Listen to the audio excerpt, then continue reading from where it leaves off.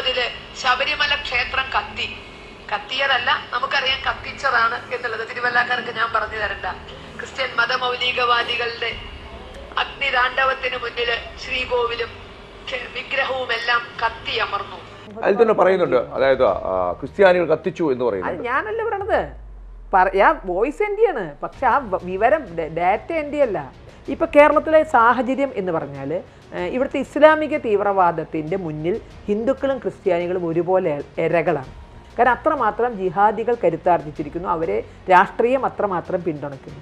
ആ സാഹചര്യങ്ങളിൽ ക്രൈസ്തവ സമൂഹവുമായി ചില രംഗങ്ങൾ കൈകോർക്കേണ്ടതുണ്ട് എന്നത് ഉറപ്പ് തന്നെയാണ്. അതേ ശബരിമല ക്ഷേത്രത്തിന്റെ പൂങ്കാവനത്തിൽ നിലയ്ക്കലിൽ കുരിശു പൊട്ടി മുളച്ചപ്പോ അന്നത്തെ ഹിന്ദു അയ്യപ്പ അവന് വേണ്ടത് കൊടുക്കപ്പാ എന്ന് പ്രാർത്ഥിച്ചില്ല. ഈ കുരിശ് പിഴുതെറിഞ്ഞു എന്ന് പറയുന്നുണ്ട്, ശരി സംഭവിച്ചാണോ അത്? കുരിശ് അത് നമ്മൾ സംഭാഷണം, പ്രസ്താവന, പ്രസംഗം, ഇങ്ങനെ ഇതൊക്കെ നമ്മൾ നാവുകൊണ്ട് നടത്തുന്നതാണെങ്കിലും എല്ലാറ്റിനും അതിൻ്റെതായ സ്റ്റൈലുണ്ട്. തീർച്ചയായും. ഇപ്പോൾ എല്ലാ മതമാവട്ടെ, മുസ്ലിം മതമാവട്ടെ, ക്രിസ്ത്യൻ മതമാവട്ടെ, ഹിന്ദു മതമാവട്ടെ, ഞാൻ പഠിച്ച മതത്തിൽ ഒരാളെയും ഉപദ്രവിക്കാൻ വേണ്ടി പറയുന്നില്ല. അല്ല, അതിന് എല്ലാ മതവും പഠിച്ചു. ഞാൻ പഠിക്കും, എല്ലാ മതങ്ങളും സ്നേഹിക്കാനാണ് പറയുന്നത്. ഒരു മതവും പഠിച്ചിട്ടില്ല. ടീച്ചറോട് ഞാൻ ഒരു മതവും പഠിച്ചിട്ടില്ല എന്നുള്ളത് മാത്രമാണ്. ടീച്ചർ പറയുന്നത് മതം മാറ്റം ഉൾക്കൊള്ളാതെ യോജിച്ച് പ്രവർത്തിച്ച് ക്രിസ്ത്യൻ സമൂഹവുമായിട്ട് പോവാൻ തയ്യാറാണ് എന്നുള്ള. മതമാറ്റത്തെ എതിർക്കും, മതം മാറ്റത്തെ എന്നും എതിർത്തു, ഉറപ്പായിട്ട് എതിർക്കും. ഇപ്പൊ ഇന്ത്യയെ ഒരു പക്ഷേ 2000 ആണ്ടോടുകൂടി ഇന്ത്യയെ ക്രൈസ്തവവൽക്കരിക്കുക എന്നുള്ള ജോഷുവ പ്രൊജക്റ്റൊക്കെ നമ്മൾ 2000 കഴിഞ്ഞ് 2024 നമ്മൾ മുസ്ലിങ്ങൾക്ക് എത്രത്തോളം അതിന് സ്വാതന്ത്ര്യം ഉണ്ട് എന്ന് എനിക്കറിയില്ല. കാരണം അവർ അതിലെ ഭീകരവാദികളുടെ അടിമകളാണ് സമൂഹം. മതം മാറ്റത്തെ തുറന്നെതിർക്കാനുള്ള സാധ്യത അവിടെ ഇട്ടുകൊണ്ട് തന്നെയാണ് ചില മേഖലകളിൽ കൈകോർത്ത് മുന്നോട്ട് പോകണം. കാരണം കേരളത്തിലെ തീവ്രവാദം, ഇസ്ലാമിക തീവ്രവാദം ഇതിനേക്കാളൊക്കെ ഒരു ഭീകര രൂപം കൊണ്ട് ഈ രണ്ട് സമുദായത്തെയും ഒരുപോലെ ബാധിക്കുന്ന ഒരവസ്ഥയിലെത്തിയിട്ട്.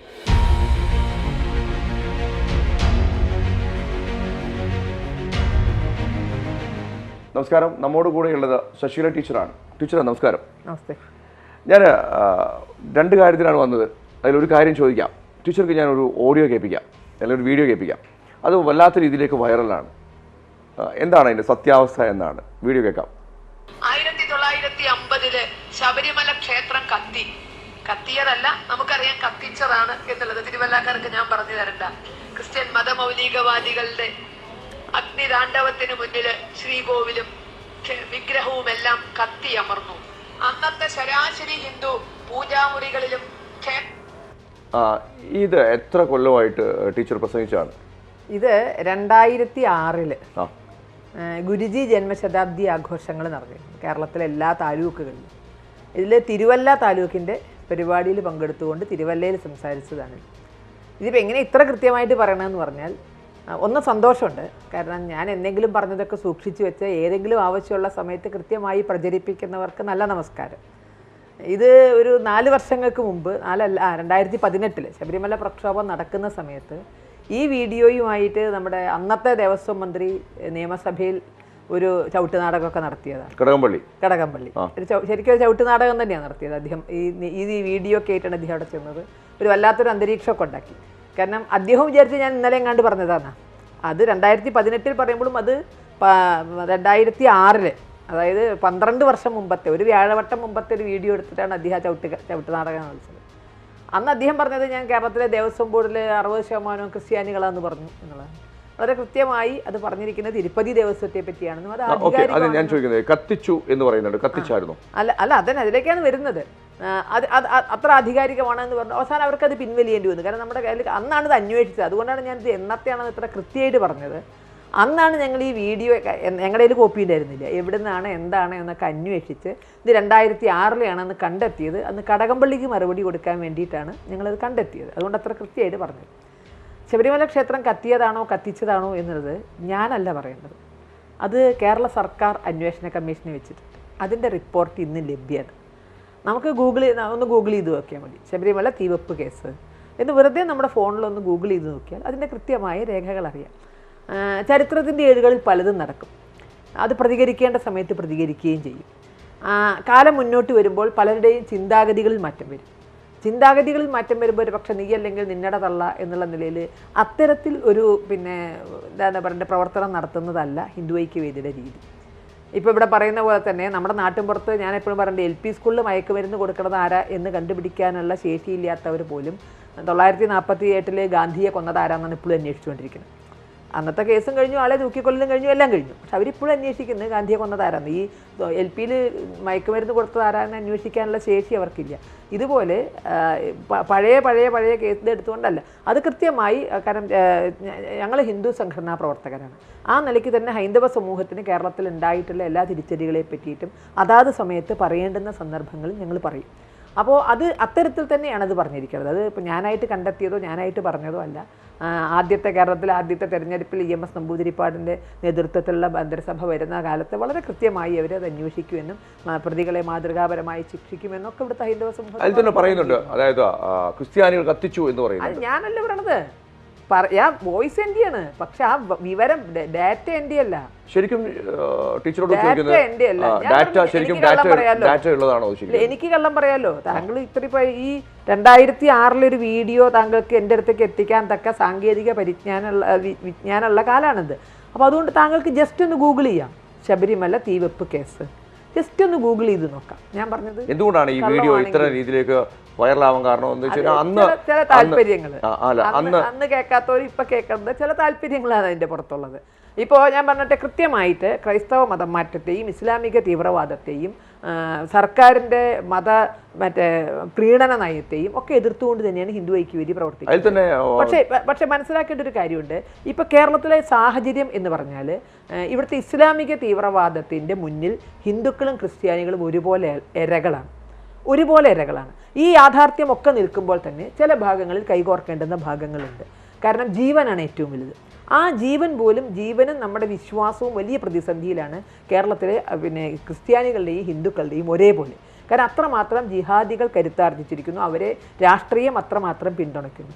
ആ സാഹചര്യങ്ങളിൽ ക്രൈസ്തവ സമൂഹവുമായി ചില രംഗങ്ങളിൽ കൈകോർക്കേണ്ടതുണ്ട് എന്നത് ഉറപ്പ് തന്നെയാണ്.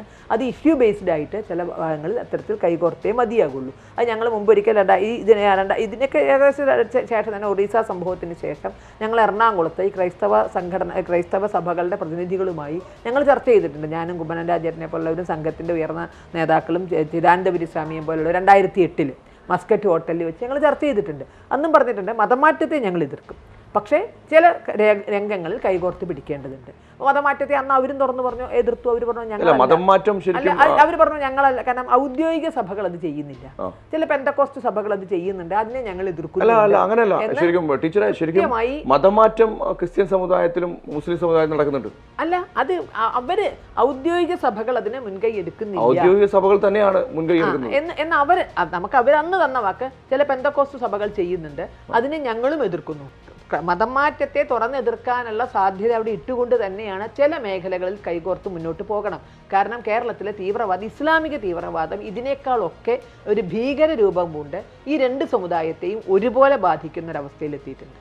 കേരളത്തിലെ ക്രൈസ്തവ സമുദായത്തെയും ഇസ്ലാമിക സമുദായത്തെയും ഒരുപോലെ ബാധിക്കുന്ന ഒരവസ്ഥയിലെത്തിയിട്ടുണ്ട്. ഇപ്പോൾ കഴിഞ്ഞ ദിവസം കണ്ടതാണല്ലോ പൂഞ്ഞാറ് പള്ളിയിലച്ഛനെ വളരെ ഇതായി. കാരണം ശരിക്കും പറഞ്ഞാൽ സംഘടിതമായ ഒരു ആക്രമണം നടന്നിട്ട് പോലും അത് ആരാണ് ആക്രമിച്ചത് എന്ന് FIR പേരില്ലാതെയാണ്, പ്രതിപട്ടികയുടെ പേരില്ലാതെയാണ് FIR.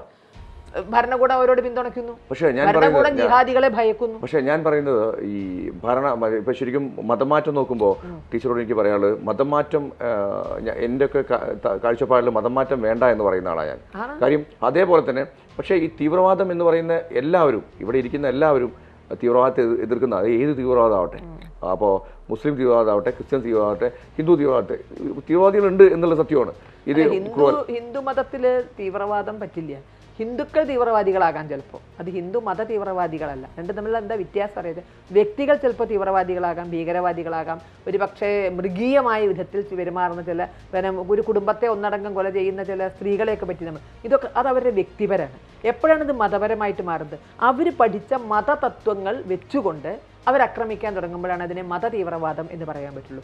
ഒന്ന്, ഹിന്ദുവിനെ മതം പഠിപ്പിക്കുന്നില്ല.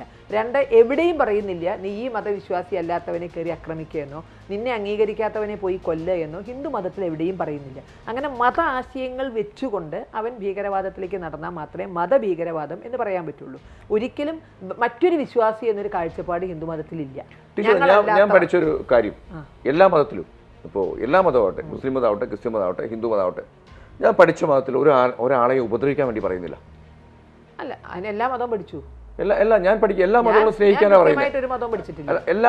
ടീച്ചറോട് ഞാൻ കൃത്യമായിട്ട് ഒരു മതവും പഠിച്ചിട്ടില്ല. പക്ഷേ ടീച്ചറെ, ഞാൻ പഠിച്ച മതത്തിലൊക്കെ എല്ലാവരെയും ഇഷ്ടപ്പെടാൻ സ്നേഹിക്കാനാണ് പറയുന്നത്. എല്ലാ മതവും പഠിച്ചു എന്ന് പറയുമ്പോൾ അത് എനിക്ക് ഇത്രയും കാലം കൊണ്ട് എനിക്കിപ്പോൾ 61 വയസ്സുണ്ട്. എനിക്കിതുവരെ എൻ്റെ മതം തന്നെ പൂർണ്ണമായിട്ട് പഠിക്കാൻ കഴിഞ്ഞിട്ടില്ല. കാരണം അങ്ങനെ ഒരു നമ്മുടെ ജീവിത പ്രാരബ്ധങ്ങളുടെയും നമ്മുടെ നെട്ടോട്ടത്തിനും ഒക്കെ ഇടയിൽ കൃത്യമായി പഠിക്കാൻ കഴിയുന്ന ഒന്നാണ് ഹിന്ദുമതം എന്ന അഭിപ്രായം എനിക്കില്ല. ടീച്ചറെ, അതിന് വേറെ വിഷയമുണ്ട്. എല്ലാ മതങ്ങളും പഠിപ്പിക്കുന്ന സ്നേഹം, സാഹോദര്യം മാത്രമാണ്. അങ്ങനെയൊക്കെ പറയാം നമുക്ക്, അങ്ങനെയൊക്കെ തന്നെയാണ് എന്ന്. സന്ദർഭാനുസരണം അർത്ഥമൊക്കെ നമുക്ക് അങ്ങനെ നോക്കേണ്ട വിഷയമല്ല. എനിക്കിപ്പോൾ ഒരു മതം എന്ത് പഠിപ്പിച്ചാലും കുഴപ്പമില്ല. പക്ഷേ അത് പ്രായോഗികമാക്കുമ്പോൾ അത് മറ്റുള്ളവർക്ക് ബുദ്ധിമുട്ടുണ്ടാകുന്നുണ്ടെങ്കിൽ തീർച്ചയായും അത് എതിർക്കും. ബാക്കി ആരെന്ത് പഠിച്ചാലും എനിക്ക് കുഴപ്പമില്ല. അവർ സ്വർഗത്തെ പറ്റി ആര് മനസ്സിലാക്കണതിനെ പറ്റി എനിക്ക് കുഴപ്പമില്ല. സ്വർഗത്തിലെ സുഖസൗകര്യങ്ങളെ പറ്റി മനസ്സിലാക്കണോണ്ടും എനിക്ക് കുഴപ്പമില്ല. പക്ഷേ എൻ്റേതല്ലാത്ത വിശ്വാസിയെ ബുദ്ധിമുട്ടിക്കണം എന്നവർ പഠിക്കുകയും അത് പ്രാവർത്തികമാക്കുകയും ചെയ്താൽ അത് ചോദ്യം ചെയ്യും എന്നുള്ളത് ഉറപ്പാണ്. ബാക്കി ആരെന്തോ പഠിപ്പിച്ചോട്ടെ, അതെൻ്റെ വിഷയമേ. ഈ മതം മാറ്റം എന്ന് പറയുമ്പോൾ സ്വന്തം കൂടെയുള്ള ആളുകൾ വരെ മതം മാറ്റുന്ന രീതിയിലേക്ക് പോകുന്നു എന്നതിൽ തന്നെ പ്രസംഗിച്ചിട്ടുണ്ട്. മതം മാറ്റാന്നല്ല, ഇപ്പോൾ ക്രൈസ്തവ ഔദ്യോഗിക സഭകൾക്ക് ആക്ഷേപമുണ്ട്. പെന്തക്കോസ്റ്റുകാർ അവരിൽ നിന്ന് കുഞ്ഞാട് മോഷണം നടത്തുന്നുണ്ട് എന്നുള്ളത് അവർക്ക് ആക്ഷേപം. ക്രൈസ്തവ ഔദ്യോഗിക സഭകളിൽ നിന്ന് പെന്തക്കോസ്റ്റുകാർ കുഞ്ഞാട് മോഷണം നടത്തുന്നുണ്ട് എന്ന് അവർ തന്നെ തുറന്നു പറയുന്ന കാര്യം. കുഞ്ഞാടുകളെ അങ്ങോട്ട് പെന്തക്കോസ്റ്റുകാരാക്കി മാറ്റുന്നുണ്ട് എന്നുള്ളത് അവർ തന്നെ വിഷമത്തോടെ പറയുന്ന കാര്യമാണത്. അപ്പോൾ അവര് മതം മാറ്റുന്നില്ല എന്ന് പറയുന്നത് അല്ല, അവർ മതം മാറ്റുന്നില്ല എന്നല്ല പറയുന്നത്. അതൊരു യജ്ഞമായിട്ട് അവരെടുക്കുന്നില്ല. കാരണം അവർക്ക് കാലങ്ങളെ കൊണ്ട് മാറ്റം വന്നിട്ടുണ്ട്. അപ്പോൾ നമുക്കറിയാം, ഒരു പക്ഷേ പിന്നെ മധ്യകാലഘട്ടത്തിലുള്ള ക്രൈസ്തവ സഭകളുടെ പെരുമാറ്റമല്ല ഇന്ന് ക്രൈസ്തവ സഭകൾക്കുള്ളത്. അപ്പോൾ പല സ്ഥലത്തും മാർപ്പാപ്പ തന്നെ ചെന്ന് മാപ്പ് പറഞ്ഞിട്ടുണ്ട്. അധിനിവേശത്തിൻ്റെ കാലഘട്ടങ്ങളിൽ അരുതാത്തത് പലതും നടന്നിട്ടുണ്ട്. അപ്പോൾ അതാത് ജനതയോട് മാപ്പ് പറഞ്ഞിട്ടുണ്ട് മാർപ്പാപ്പ ചെന്നിട്ട്. അപ്പോൾ ആ രീതി ഇന്നത്തെ ആധുനിക കാലത്തിന് ഭൂഷണമല്ല എന്ന് അവർക്ക് മനസ്സിലായിട്ടുണ്ട്. അതുകൊണ്ടാണ് ഇപ്പം ഇന്ന് അത്തരം ഒരു അധിനിവേശത്തെ പറ്റിയിട്ട് ക്രൈസ്തവ സഭയും ചിന്തിക്കില്ല. അപ്പോൾ തെക്കേ അമേരിക്കയിലാണെങ്കിലും ഓസ്ട്രേലിയയിലാണെങ്കിലും ഒക്കെ ചെന്ന് അവിടുത്തെ ജനതയെ ഇല്ലാതാക്കി, അവിടുത്തെ വിശ്വാസത്തെ ഇല്ലാതാക്കി അവിടെ. പക്ഷെ അത് തെറ്റായിരുന്നു എന്ന് ഇന്ന് അവർക്ക് ബോധ്യമുണ്ട്. അതുപോലെ തന്നെ ഇന്ത്യയിൽ അവർ വ്യാപകമായ ഒരു മതം മാറ്റ ശ്രമം നടത്തിയിരുന്നു. ഇന്ത്യൻ കൾച്ചറിൽ അത് ശരിയല്ല, ഇന്ത്യൻ സാഹചര്യത്തിൽ അതിൻ്റെ ആവശ്യമില്ല എന്നുള്ളിടത്തേക്ക് ഔദ്യോഗിക സഭകൾ എത്തിയിട്ടുണ്ടെങ്കിൽ നമ്മൾ അതിനെ സ്വീകരിക്കില്ലേ വേണ്ടത്? തീർച്ചയായും ഒത്തുപോകുന്ന രീതിയിലേക്ക് ഒത്തുപോകുക എന്നുള്ള കാഴ്ചപ്പാടാണ് ടീച്ചർ പറയുന്നത്. തീർച്ചയായും. കാരണം അതിനേക്കാൾ ഭീഷണിയായിട്ട് ഇപ്പോൾ ഇവിടെ ഇസ്ലാമിക മതഭീകരവാദം ശക്തി ആർജിച്ചിട്ടുണ്ട്. അത് ഹിന്ദുവിനും മുസ്ലിമിനും ക്രിസ്ത്യാനിക്കും ഒരുപോലെ അപകടകരമായ ഒരു സാഹചര്യത്തിലേക്കാണ് അത് വരുന്നത്. ഹിന്ദുവും ക്രിസ്ത്യാനിയും മാത്രം കൈകോർത്താൽ പോരാന്നാണ് ഞാൻ പറയുന്നത്. മുസ്ലിങ്ങളിൽ ഈ സമാധാന പ്രേമികളുണ്ട്. അവരൊരു പക്ഷേ ഭയന്നും ഇണ്ടാണ്ടിരിക്കുന്നതാണ്. അല്ല, ഞാൻ പറയുന്നത് തീവ്രവാദം എന്ന് പറയുന്നത് എല്ലാ മതത്തിലും ഉണ്ട് എന്ന് പറയുമ്പോൾ ടീച്ചർ അത് ഞാൻ നിഷേധിക്കുന്നു. ഹിന്ദുക്കളിൽ തീവ്രവാദികൾ ഉണ്ടാകാം, പക്ഷെ അവർ മത തീവ്രവാദികളല്ല.